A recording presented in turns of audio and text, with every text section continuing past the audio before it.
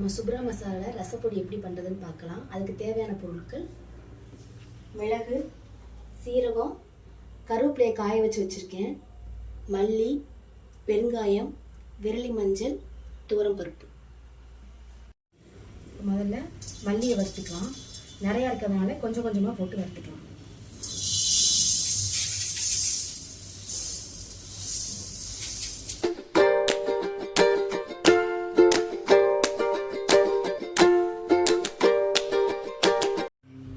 அடுத்து துவரம்பருப்பு,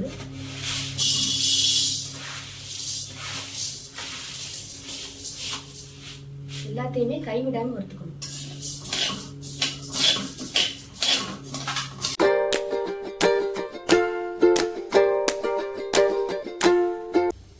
அடுத்து சீரகம் போட்டுக்கலாம்.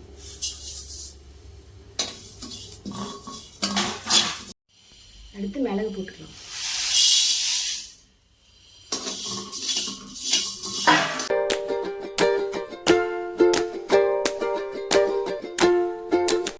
அடுத்து கட்டி பெருங்காயம் லைட்டாக வறுத்துக்கலாம்.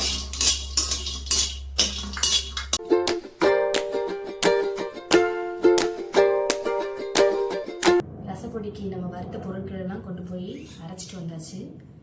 இதிலேருந்து ஒரு 2 ஸ்பூன் மட்டும் போட்டு ரசம் வச்சா போதும். வேறு எதுவும் சேர்க்க தேவையில்லை. இதுலேயே நான் எல்லாம் சேர்த்துருக்கேன். பூண்டு மட்டும் தட்டி போட்டால் போதும். இந்த மாதிரி குறை குறைப்பாக அரைச்சிக்கோங்க.